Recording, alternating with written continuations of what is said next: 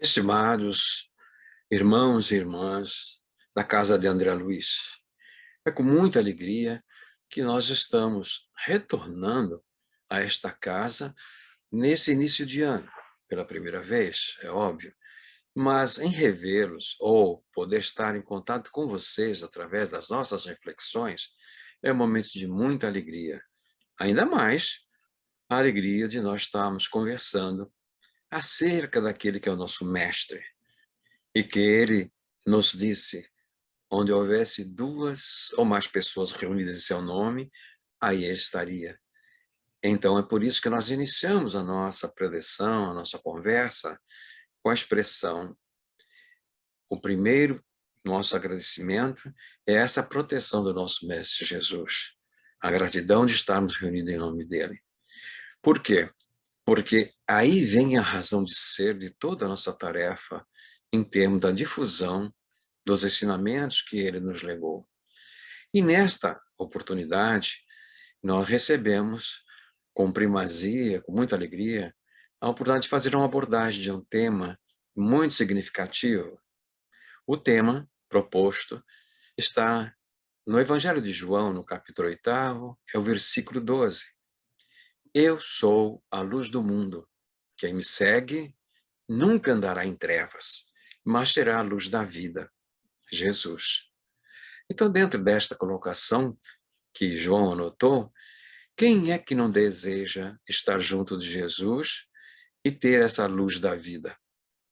Porém, há que ver realmente em que situação foi, de uma certa forma, proferida por ele esta colocação.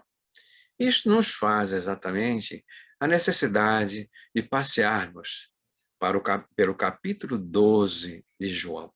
Não ficarmos simplesmente no versículo 8, que é o nosso tema. Então, para que nós possamos observar, também é destacado no Evangelho de João, a validade do testemunho de Jesus nesse capítulo. E hoje nós contamos com uma facilidade enorme, um recurso didático. Que tal nós mergulharmos no passado e chegarmos exatamente à época em que Jesus estava no Templo de Jerusalém e deixou essas expressões que compõem o capítulo 12. Então vamos acompanhar este curtíssimo vídeo para ver exatamente todo o contexto em que ele aplicou essa expressão.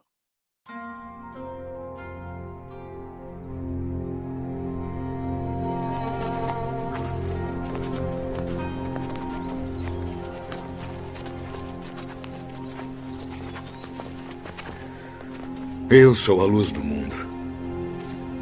Quem me segue não andará em trevas, mas terá a luz da vida. Tu testificas de ti mesmo. O teu testemunho não é verdadeiro. Ainda que eu testifico de mim mesmo, meu testemunho é verdadeiro. Porque sei de onde vim e para onde vou, mas vós não sabeis de onde venho, nem para onde vou. Vós julgais segundo a carne. Eu a ninguém julgo. E se na verdade julgo, meu juízo é verdadeiro, porque não sou eu só, mas eu e o Pai que me enviou. E na vossa lei está também escrito que o testemunho de dois homens é verdadeiro. Eu sou o que testifico de mim mesmo, e de mim testifica também o Pai que me enviou. Onde está o teu pai? Não me conheceis a mim nem a meu Pai. Se vós me conhecesseis a mim, também conheceríeis a meu Pai. Eu retiro-me, e buscar-me-eis, e morrereis no vosso pecado. Para onde vou, não podeis vós vir. Vós sois de baixo. Eu sou de cima. Vós sois deste mundo. Eu não sou deste mundo. Por isso vos disse que morrereis em vossos pecados, porque se não credes que eu sou, morrereis em vossos pecados. Quem és tu? Isso mesmo que já desde o princípio vos disse. Muito tenho que dizer, julgar de vós, mas aquele que me enviou é verdadeiro. E o que dele tenho ouvido, isso falo ao mundo. Quando levantardes o Filho do Homem, então conhecereis quem eu sou. E que nada faço por mim mesmo. Mas isto falo como meu Pai me ensinou. Se vós permanecerdes na minha palavra, verdadeiramente sereis meus discípulos e conhecereis a verdade. E a verdade vos libertará. Somos descendência de Abraão e nunca servimos a ninguém. Como dizes tu, sereis livres? Bem sei que sois descendência de Abraão, contudo procurais matar-me porque minha palavra não entra em vós. Eu falo do que vi junto de meu pai e vós fazeis o que também vistes junto de vosso pai. Se fosseis filhos de Abraão, faríeis as obras de Abraão. Mas agora procurais matar-me. A mim, homem que vos tem dito a verdade, que de Deus tenho ouvido. Por que não entendeis a minha linguagem? Por não poderdes ouvir a minha palavra. Vós tendes por pai ao diabo. Ele foi homicida desde o princípio e não se firmou na verdade, porque não há verdade nele. Mas porque vos digo a verdade, não me credes. Em verdade vos digo que se alguém guardar a minha palavra, nunca verá a morte. És tu maior do que o nosso pai Abraão, que morreu? Abraão, vosso pai, exultou por ver o meu dia, e viu e alegrou-se. Ah, e viste Abraão?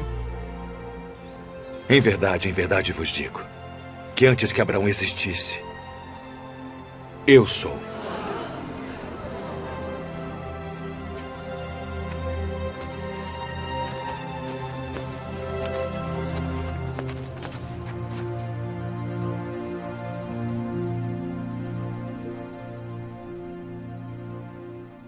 Bem, retornando após o vídeo, nós podemos observar que todas as palavras que Jesus utilizou aí, como nas outras oportunidades, fazendo uma generalização, ele nunca fez citações ou colocações gratuitas. Há sempre um motivo, há sempre uma resposta, está sempre focando alguma coisa muito importante. Então, nós podemos observar que a palavra dele, quando é de uma forma contundente, funciona como verdadeiros chicotes. Exemplo, quando ele fala que lá no templo de Jerusalém, raça de víboras, sepulcros caiados por fora e por dentro cheio de podridão. Dá a impressão a falta de caridade de Jesus, porque ele está sendo assim, meio contundente. Mas exatamente porque ele era meigo, mas não era tímido. A meiguice dele se fazia exatamente com as almas conduídas.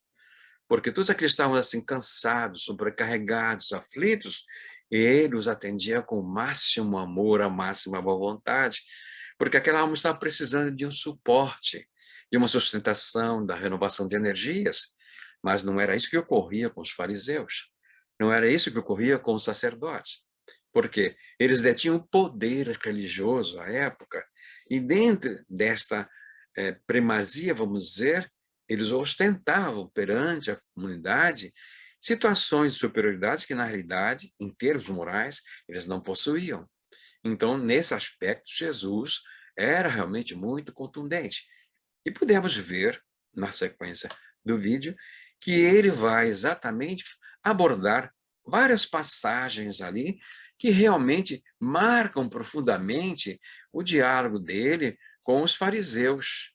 Então, nós podemos observar, já lembrando um pouquinho ali o vídeo que passou, no versículo 1, costuma dizer assim, nesse capítulo 8º, Jesus, porém, foi para o Monte das Oliveiras, no versículo 2. Ao amanhecer, ele apareceu novamente no templo, onde todo o povo se reuniu ao seu redor, e ele se assentou para ensiná-lo.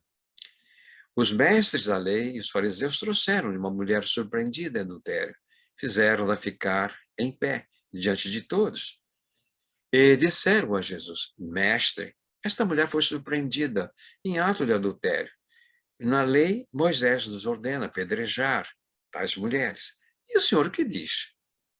Eles estavam usando esta pergunta como armadilha, a fim de ter uma base para acusá-lo. Mas Jesus inclinou-se e começou a escrever no chão com o dedo, visto que continuava a interrogá-lo. E ele se levantou e lhes disse: se algum de vocês estiver sem pecado, seja o primeiro a tirar a pedra nela. Inclinou-se novamente e continuou escrevendo no chão. Os que o ouviram foram saindo, um de cada vez, começando pelos mais velhos. Jesus ficou só com a mulher em pé diante dele. Então Jesus pôs-se em pé e perguntou-lhe: mulher, onde estão eles? Ninguém a condenou. Ninguém, Senhor, disse ela. Declarou Jesus: então também não a condeno. Agora vá e abandone a sua vida de pecado. Destaca João, então, um tópico: a validade do testemunho de Jesus.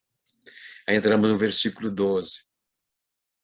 Falando novamente ao povo, Jesus disse: eu sou a luz do mundo.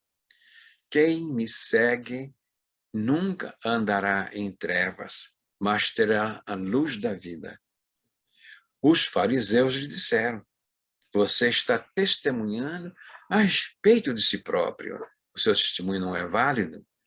Respondeu-lhe Jesus: ainda que eu mesmo testemunhe em meu favor, o meu testemunho é válido, pois sei de onde vim e para onde vou. Mas vocês não sabem de onde vim e nem para onde vou. Vocês julgam por padrões humanos. Eu não julgo ninguém. Mesmo que eu julgue, as minhas decisões são verdadeiras, porque não estou sozinho. Eu estou com o Pai que me enviou. Na lei de vocês está escrito que o testemunho de dois homens é válido. Eu testemunho acerca de mim mesmo. A minha outra testemunha é o Pai que me enviou. Então perguntaram-lhe: onde está o seu Pai? Respondeu-lhe Jesus: vocês não conhecem nem a mim, nem a meu Pai. Se me conhecessem, também conheceriam a meu Pai. Ele proferiu essas palavras enquanto ensinava no templo, perto do lugar onde se colocavam as ofertas. No entanto, ninguém o prendeu, porque a sua hora ainda não havia chegado. Mais uma vez, Jesus disse: eu vou embora, e vocês procurarão por mim, e morrerão em seus pecados, porque onde vou, vocês não podem ir. Isso levou os judeus a perguntarem: será que ele irá matar-se? Será por isso que ele diz: para onde vou, vocês não podem ir? Mas ele continuou: vocês são daqui de baixo, eu sou lá de cima. Vocês são deste mundo, eu não sou deste mundo. Eu disse que vocês morrerão em seus pecados. Se vocês não crerem que eu sou, de fato, morrerão em seus pecados. Quem é você? Perguntaram eles. Exatamente o que eu tenho dito o tempo todo, respondeu Jesus. Tenho muitas coisas para dizer e julgar a respeito de vocês, pois aquele que me enviou merece confiança. E digo ao mundo aquilo que dele ouvi. Eles não entenderam que ele estava falando a respeito do Pai. Então Jesus disse: quando vocês levantarem o Filho do Homem, saberão que eu sou, e que nada faço de mim mesmo, mas falo exatamente o que meu Pai me ensinou. Aquele que me enviou está comigo. Ele não me deixou sozinho, pois sempre faço o que lhe agrada. Tendo dito essas coisas, muitos creram nele. Disse Jesus aos judeus que haviam crido nele: se vocês permanecerem firmes na minha palavra, verdadeiramente serão meus discípulos. E conhecerão a verdade, e a verdade os libertará. Eles lhe responderam: somos descendentes de Abraão, e nunca fomos escravos de ninguém. Como você pode dizer que seremos livres? Jesus respondeu: digo a vocês a verdade. Todo aquele que vive pecando é escravo do pecado. O escravo não tem lugar permanente na família, mas o filho pertence a ela para sempre. Portanto, se o filho os libertar, vocês de fato serão livres. Eu sei que vocês são descendentes de Abraão. Contudo, estão procurando matar-me, porque em vocês não há lugar para a minha palavra. Eu estou dizendo o que vi na presença do Pai, e vocês fazem o que ouviram do pai de vocês. Abraão é nosso pai, respondeu eles. Mas vocês estão procurando matar-me, sendo que eu falei a vocês a verdade que eu vi de Deus. Abraão não agiu assim. Disse Jesus, se vocês fossem filhos de Abraão, fariam as obras de Abraão fez. Vocês estão fazendo as obras do pai de vocês.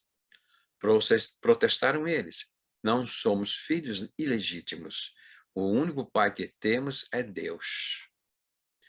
Então, dentro desse contexto todo, nós observamos o diálogo dele com os fariseus, os doutores da lei, e assim ele vai ressaltando a disparidade, a dificuldade deles entenderem, enquanto ele fala simples, e ele procura aqueles homens simples, não eram os doutores da lei, os pescadores, através dos quais ele convida-os que deixassem de pescar peixes e passassem a pescar as almas. Então, nesse aspecto, ele instrui aqueles homens simples da pesca, mas já eram espíritos preparados por ele antes de renascer aqui na Terra. Ele vai em busca deles. É o colégio apostólico dele. Aqueles, na singeleza, na simplicidade, ao serem convocados para o trabalho, não pestanejaram. Tiveram realmente uma confiança plena em Jesus. Tanto que ele diz, Senhor, se o vais, o que vai ser de nós? Então, nessa hora que ele diz, se me amares e conservares, guardares meus ensinos, eu rogarei ao Pai, e ele vos enviará um outro Consolador, que repetirá o que você tem dito, e muito mais que por hora não poder suportar, e ficará convosco por todo o tempo, o Espírito Verdade, que o mundo não pode conhecer. Então, nesse momento que nós estamos vivenciando, as lições enviadas por Jesus, através do Consolador Prometido, é uma bênção imensa, onde começamos a ter esse Consolador elucidando a nossa independência em relação à nossa própria existência e sobre a nossa própria vida. A nossa existência em termos materiais, corpórea, e a nossa vida em relação à nossa imortalidade.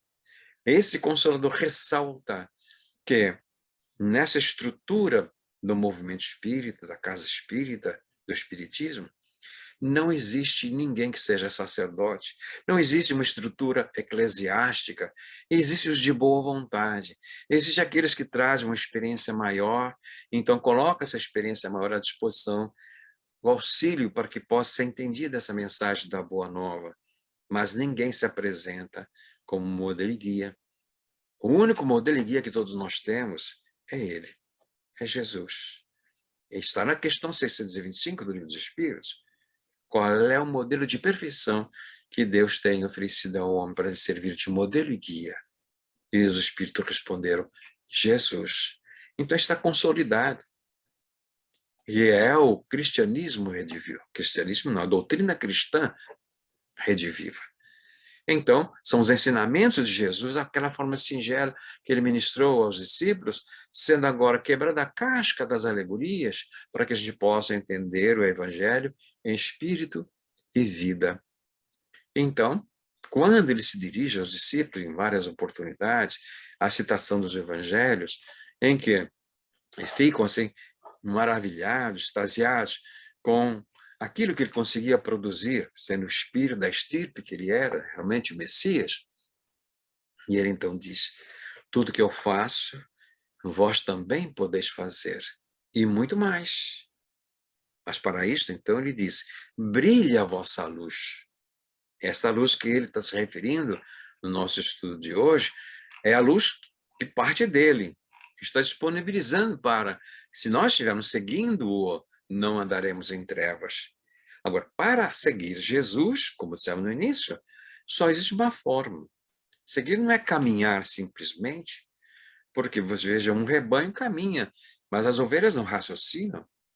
Então não é isso que ele espera de cada um de nós, que nós o sigamos sim, mas o quê? Através dos ensinamentos que ele nos legou. Assim ele deixou muito claro, de uma forma alegórica, porém, hoje nós, à luz da doutrina espírita, entendemos, quando ele diz, eu sou o caminho, a verdade e a vida. E ninguém vem ao Pai a não ser por mim. Então essa expressão ficou assim alegórica, meio complicada para o entendimento. Então quando ele diz, eu sou o caminho, esse caminho é óbvio, não é assim, fisicamente, mas é através dos ensinamentos. Então ele exemplificou todos os ensinamentos dele. Devemos amar o nosso semelhante, amar o nosso inimigo. A passagem com Simão Pedro, embainha a tua espada, porque quem pela espada ferir, pela espada perecerá.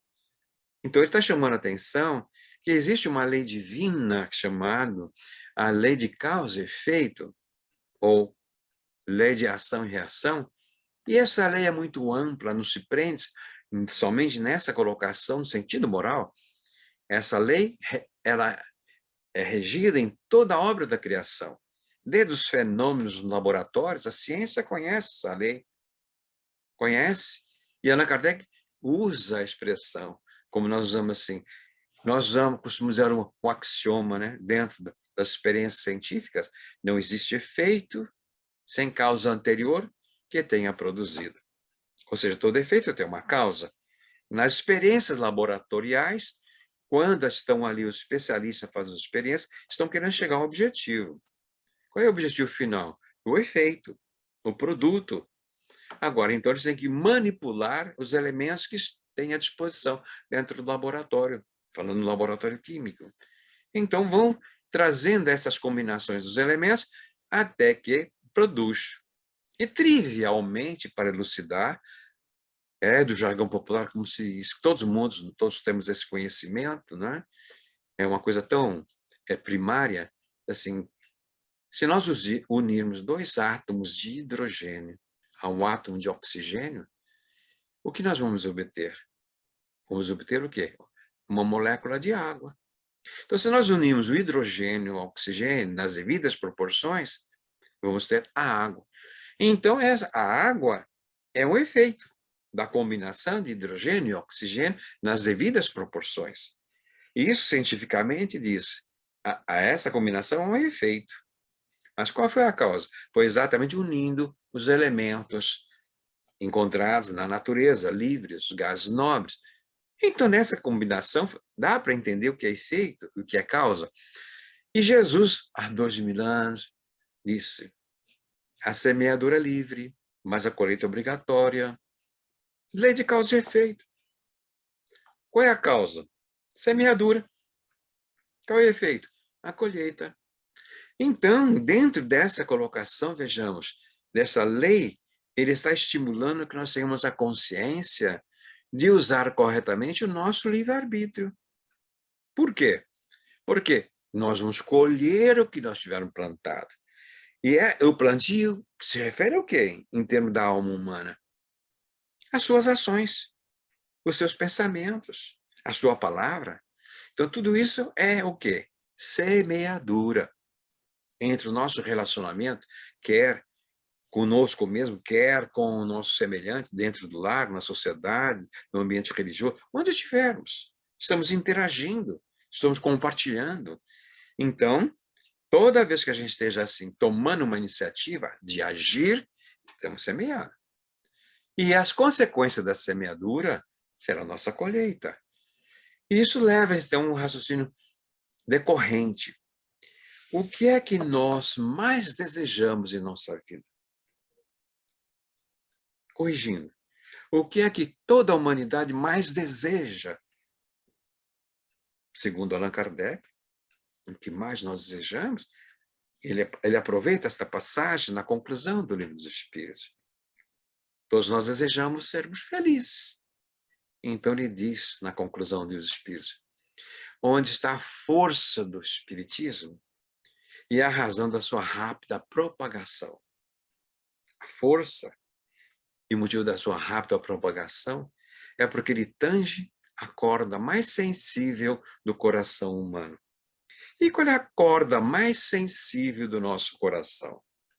É o desejo de sermos felizes. Então, eu não estou falando de uma felicidade futura. A doutrina espírita nos fala da felicidade aqui e agora. Então, nós começamos a semear aqui um bom relacionamento. É óbvio que nós temos a consequência desse bom relacionamento.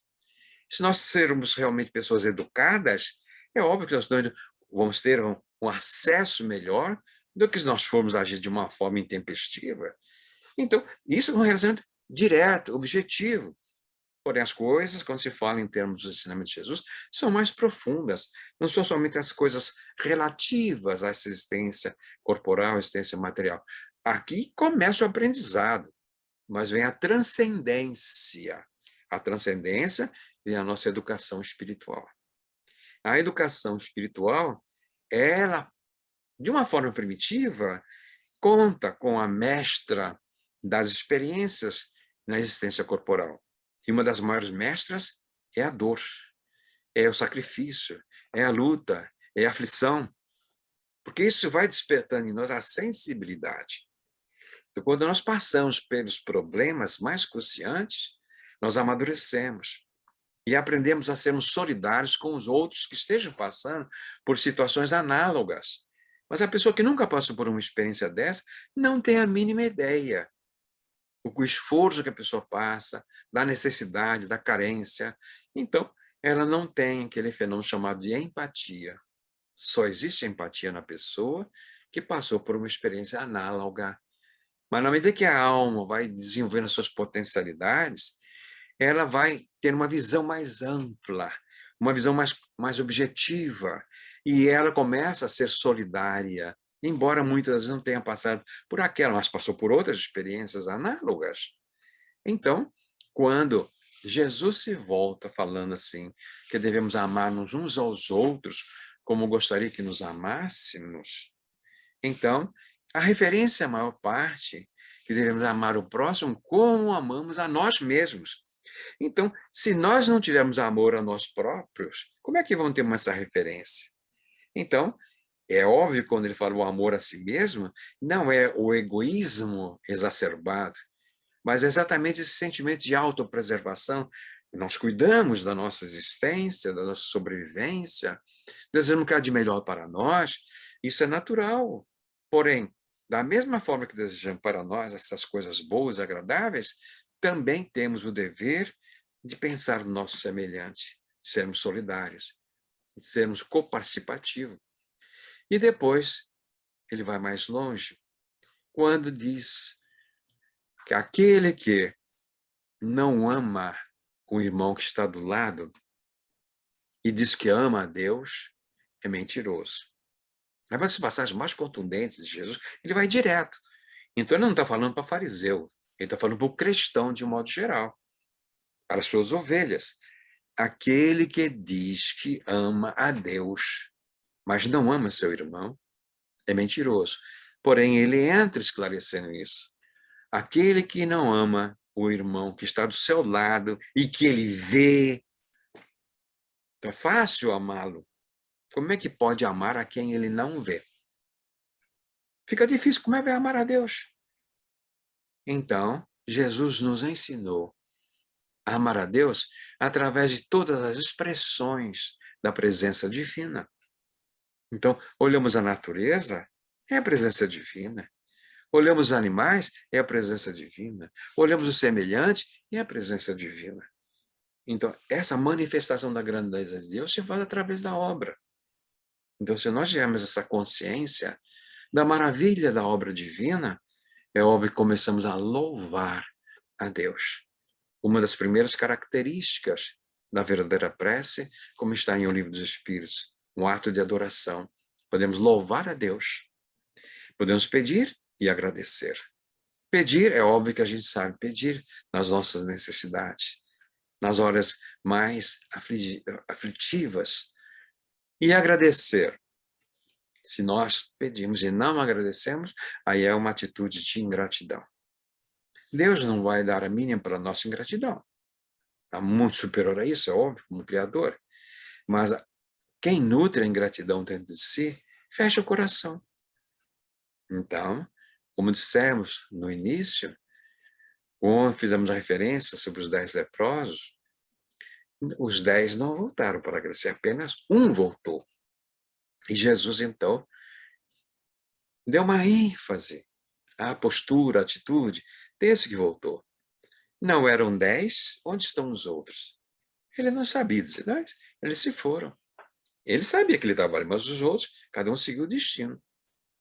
Então Jesus, então você está justificado.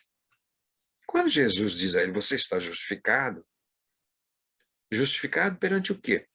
Perante os desequilíbrios que produziam a enfermidade. Jesus foi o bálsamo que permitiu a recuperação do corpo físico. Não resta a menor dúvida. Porém, a manutenção da saúde precisa que a alma que habitava o corpo estivesse o quê? Justificada, harmonizada, mudasse de atitude. Porque se não houve mudança nenhuma da alma, o desequilíbrio que é na alma, novamente vai trazer uma recidiva. A doença volta e poderá voltar até pior, pelo desregramento que a pessoa poderá ter tido, indo comemorar a saúde recuperada.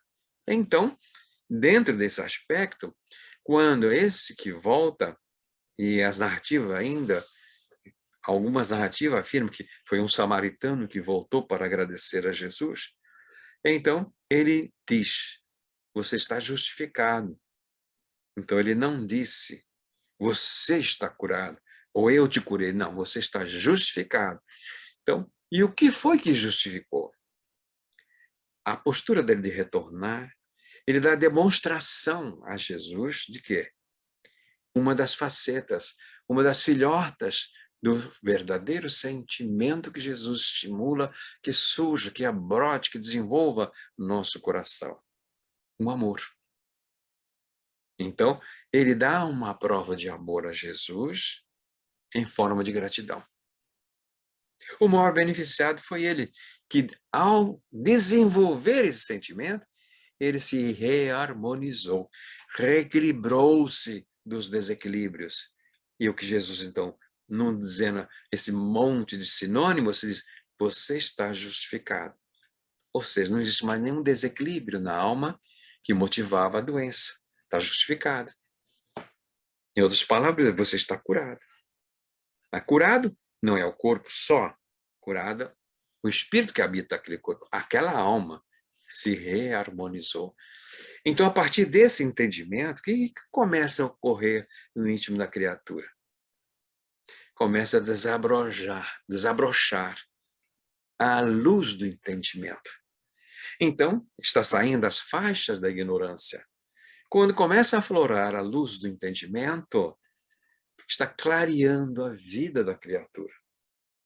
Por isso, Terezinha Oliveira, uma querida companheira do movimento espírita que está no plano espiritual, costumava usar assim as expressões quando falava do Evangelho, e era considerada patativa do Evangelho, falava realmente com doçura, dizia, aquele que atravessou a porta da casa espírita, do centro, entrou no casa espírita, e ouviu falar de Jesus, jamais será o mesmo. Quem já ouviu qualquer ensinamento de Jesus, jamais será o mesmo.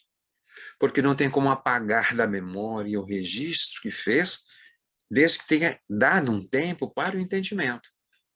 Mas se for que assim, ouvido de moco, surdo, aí não absorveu nada. Mas realmente, quando fez a luz do entendimento, é para sempre. E isso vai nos dando a força de encarar as dúvidas, as dificuldades, os problemas, porque começamos a entender que estamos na direção certa. E nós temos a bênção nos dias que estamos transitando aqui no mundo corporal, de termos sido assim contemporâneo desse espírito missionário Francisco Cândido Xavier. E costumamos sempre dizer, existe um momento no movimento espírita antes de Chico Xavier e depois de Chico Xavier. Porque antes dele, a doutrina espírita não tinha o direito de cidadania que passou a ter depois de que ele enfrentou o pinga-fogo com aquela coragem moral, amparado por Emmanuel, onde foram 2 programas de pinga-fogo, por mais de 2 horas cada um deles. E ali foi sabatinada por intelectuais de várias áreas do conhecimento, inclusive religiosos, e ele tranquilamente, serenamente, sempre dizendo que Emmanuel estava respondendo, respondeu a todos os questionamentos. E no final terminou sempre com uma oração. Então ali estava um cristão espírita, ou um espírita cristão. Ou seja, porque é a mesma coisa. Seguidor do Cristo é cristão. Mas agora, o enfoque que nós estamos tendo é do Consolador Prometido. Então, nessa postura, o movimento espírita ganhou o direito de cidadela. Ou seja, passou a ser visto com outros olhos pelo exemplo de Francisco Cândido Xavier e a sua obra mediúnica. Então, é difícil separar uma coisa da outra, a renúncia da própria existência para dedicar-se à sua missão na face da Terra. O seu mentor espiritual, seu diretor espiritual, vamos dizer assim, seu protetor, Emmanuel, era muito disciplinador. Então, era disciplina, disciplina, disciplina. E ele ainda, Emmanuel advertiu, se porventura ele, Emmanuel, se afastasse o mínimo que fosse de Jesus ou de Kardec, que ele ficasse com Jesus e Kardec e o abandonasse. Isso é muito importante para nós. Nós que estamos agora já bafejados pela doutrina espírita, começamos a clarear o nosso ensinamento, não existe possibilidade de retorno, porque o nosso Mestre Jesus também é enfático. Quem lança a mão da charrua e olha para trás, não é digno de mim. Seja o seu dizer sim, sim, não, não. Ele não obriga ninguém a segui-lo. Ele convida, ele convoca, ele esclarece. Agora, a decisão de segui-lo é nossa. Uma vez que nós tenhamos tido o entendimento e tomamos a decisão, o primeiro passo foi dado. E aí começa a vir o entendimento, clareando a nossa mente, tirando as trevas da ignorância, saindo das trevas, como lhe diz, para a luz do entendimento. E a partir dessa compreensão, não existe mais possibilidade de olhar para trás. É sempre para a frente. Cada um vai ter o seu ritmo. Uns vão caminhar mais celeremente, em função de experiências anteriores. Outros vão caminhar mais lentamente, mas o importante é não ficar estacionado e nem olhar para trás. Que cada um mantenha o seu ritmo, mas persevere. Porque é muito importante a expressão que ele usou quando disse: aquele que lança a mão da charrua e olha para trás, não é digno de mim. Então, que possamos sermos dignos do Mestre Jesus. Desse Mestre que nos abençoa, que nos ampara, o amigo incondicional, aquele que convida quando nós estivermos cansados e aflitos, que fôssemos a ele. Vinde a mim, vós que estáis cansados e aflitos, que eu vos aliviarei. Então, quem não busca Jesus, ou não conhece o caminho para buscá-lo, ou então não está tão aflito. Se estiver aflito conhecendo o caminho, ele continua receptivo.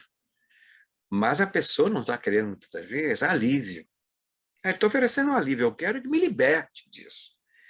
Ele não ofereceu a libertação a ninguém, ele ofereceu o alívio. Isso ele podia oferecer. Mas a libertação é conquista de cada um. Conhecereis a verdade, e a verdade vos libertará. Expressão de Jesus. Então, somente através de fazer luz ao entendimento, começarmos a sair das trevas, da ignorância, nós temos a autonomia. E não existe possibilidade de lançar onda show e olhar para trás. Por quê? Porque o caminho é para frente, em direção a Ele, através dele, de Jesus. Então, é importante que nós nos mantenhamos unidos. A exemplo do movimento espírita, de tantos segmentos da nossa sociedade, porque nós damos apoio uns aos outros nos momentos mais difíceis, é o ombro amigo, é a solidariedade, nos momentos mais difíceis que estamos assim fragilizados. Quem não precisa do amparo fraterno? Todos nós precisamos. Uma palavra amiga, uma palavra de consolo, uma palavra de estímulo.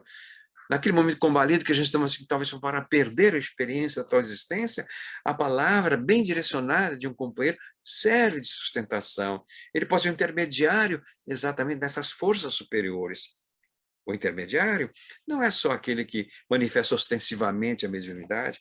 Quantas vezes nós nos manifestamos e não temos nem noção de que estamos sendo instrumentos no mundo maior para o auxílio das demais pessoas? Porque aquela expressão, ela é válida, sempre foi e continua sendo. Deus serve os homens através dos próprios homens. Não há milagre. Ah, que vai cair maná do céu. Caiu, mas foi no deserto. Uma situação específica. Mas agora que nós estamos aqui com o livre-arbítrio, desenvolvido no nível que nós temos, somos voluntariosos, não há mais possibilidades dessas manifestações e nem precisamos mais delas. O que nós necessitamos existe. É dor, é sofrimento, é dificuldade, é problema. Tudo isso são lições que nós temos que enfrentar, equacionar. É a cruz que ele se referiu. Quem quiser vir após mim, pegue a sua cruz e siga-me. Ele não prometeu a salvação a ninguém. Ele não prometeu que ia carregar a cruz de ninguém. Ele disse sim, que aliviaria aquela imagem do Cirineu. Aliviou naquele momento o transporte do madeiro a caminho do Gólgota. Então ele usa essa expressão: vinde a mim, vós que estáis cansados e aflitos, que eu vos aliviarei. Porém, aí tem um preço. Aprendei de mim, que sou brando de coração. Não é só o alívio. Temos que aprender. Porque ao aprendermos, vem a libertação. É o nosso livre-arbítrio. É a nossa conscientização. Aprendei de mim, que sou brando de coração. Leve meu fardo e suave meu jugo. Quem quiser vir após mim, pegue a sua cruz e siga-me. Então, a decisão é nossa. E falávamos de Francisco Cândido Xavier. Falávamos dele, então, através dele, Emmanuel, seu mentor, é o espírito que marca também uma guinada nos ensinamentos da doutrina espírita. E nós sabemos, pelas orientações, as revelações, quem não leu o livro há 2000 anos? Aí a história desse espírito. Então ali vamos ver o encontro dele com Jesus. E aí uma história longa que vale a pena quem não leu, ler há 2000 anos. Depois Paulo e Estevão. Então esses romances, coisa clássico da literatura espírita, de Emmanuel, vale a pena aproveitar esse momento de recolhimento e fazer uma reflexão profunda. Mas, neste momento, Emmanuel nos oferece uma página. Está no livro Confie e Segue, é o capítulo 15. E o título dessa mensagem, Luz da Vida. E que nos diz Emmanuel? O homem terá efetivamente alcançado culminâncias. Então ele começa do que a humanidade conquistou. O homem, no sentido genérico, terá efetivamente alcançado culminâncias. Aí ele vai dizer, que culminâncias são essas? Descobriu o calor e seguiu para o automóvel, campeão de velocidades, mas não prescinde do concurso de quem lhe oriente o trânsito e lhe proteja o veículo. Olha a dependência ainda. Iniciou-se na ciência do voo e partiu para a astronáutica, investigando o reino cósmico. No entanto, precisa do lar, na crosta do planeta, a fim de retemperar-se e viver no meio que lhe é próprio. Olha lá, os píncaros do reino cósmico, mas precisamos da moradia, do convívio familiar. Ensaiou tateante cirurgia de guerra e conquistou a técnica operatória dos dias de hoje, na qual se surpreende com o prodígio dos transplantes. Todavia, não dispensam a enfermagem que lhe suprima as possíveis ocorrências infelizes. Mas veja como Emmanuel tem essa clareza de ver o grande avanço, mas o suporte que ainda é necessário.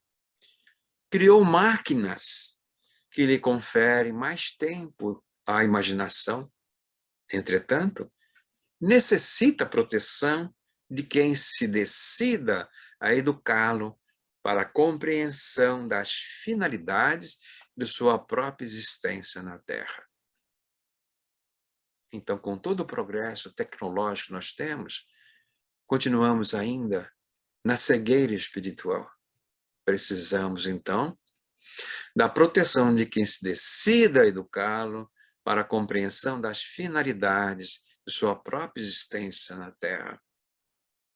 Em todos os recantos do orbe, as realizações da inteligência permanecem brilhando, à maneira de píncaros luminosos, mas nos vales do mundo, o suicídio e a delinquência, a obsessão e o ódio estão ainda muito longe de serem erradicados.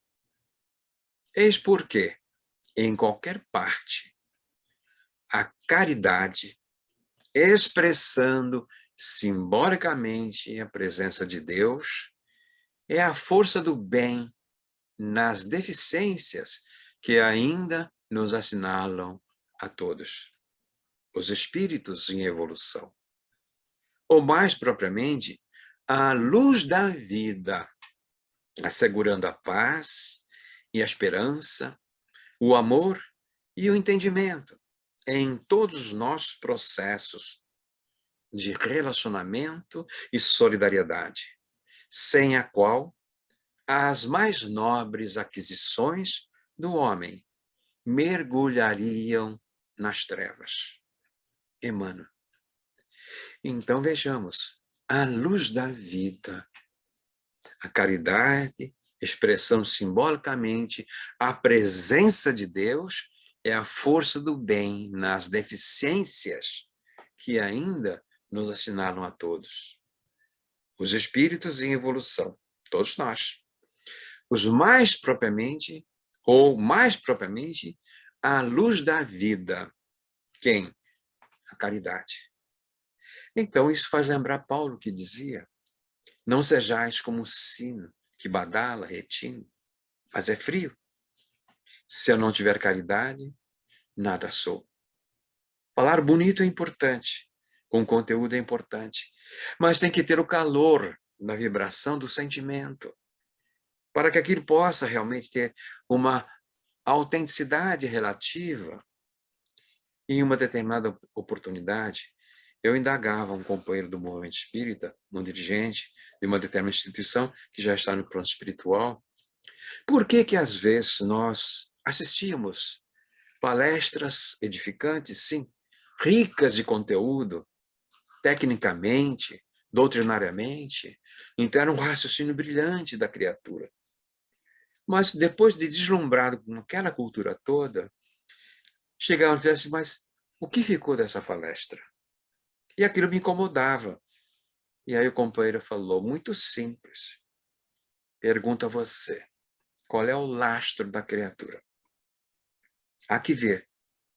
Se ela simplesmente se dedicar à existência dela a falar, ela vai ser que nem o sino a que Paulo se refere. O que dá lastro na palavra da criatura, em termos de vibração, é a vivência.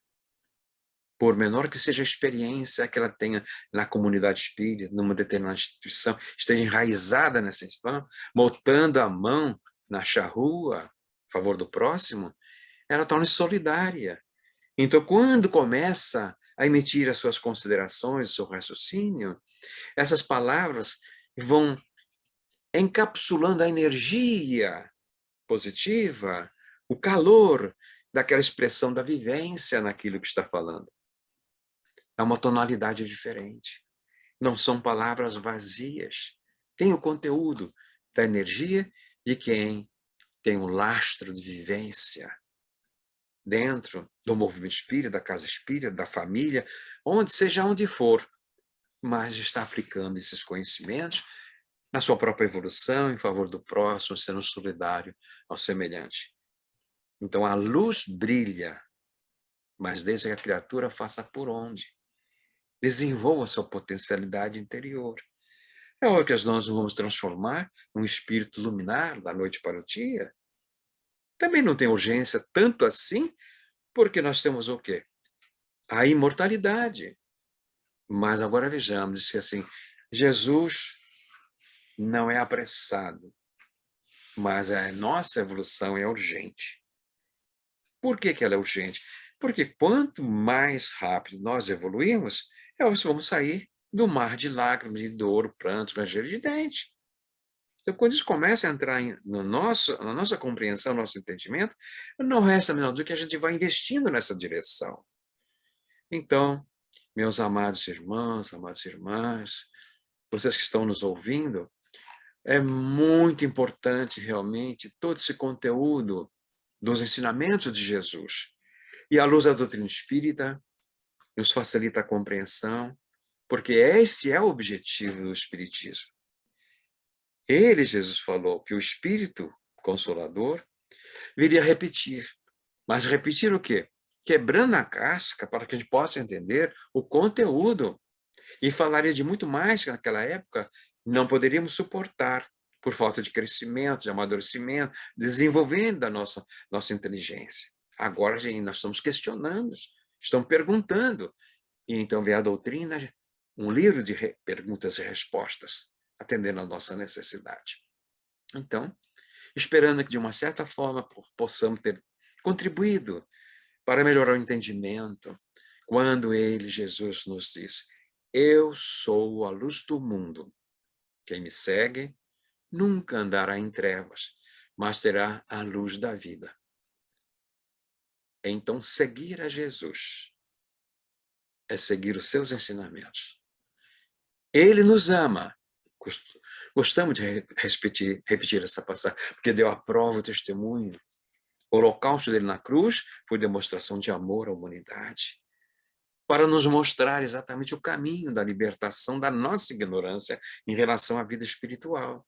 Ele deu a prova cabal da imortalidade da alma.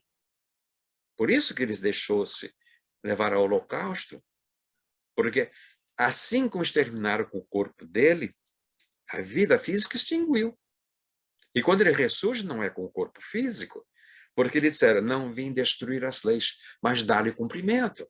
Então não ia destruir uma lei biológica de um corpo morto fazendo voltar à vida. Mas o que ele demonstra, como diz Paulo, ele ressurge, retorna num corpo espiritual. Havia uma diferença, porque Maria de Magdala, os discípulos, tinham algum problema, uma dificuldade de reconhecê-lo de pronto. Aconteceu com Magdala, Maria de Magdala, aconteceu com os dois discípulos a caminho de Emaús, não o reconheceram. Só depois, quando estão ceando lá em Emaús, vai partir o pão, aí, mestre, ele desaparece na presença deles, porque era o corpo espiritual. Então, com Jesus, a doutrina espírita nos permite exatamente dar uma alavancada e sairmos das trevas da ignorância para a luz que Jesus nos oferece. Muita paz em todos os corações e que possamos ter a paz vinda de Jesus, quando ele diz: a minha paz vos dou, a minha paz vos deixo. Não vos dou como o mundo a dar. Que essa paz emanada do nosso Mestre Jesus permaneça em nossos corações, hoje, agora e sempre.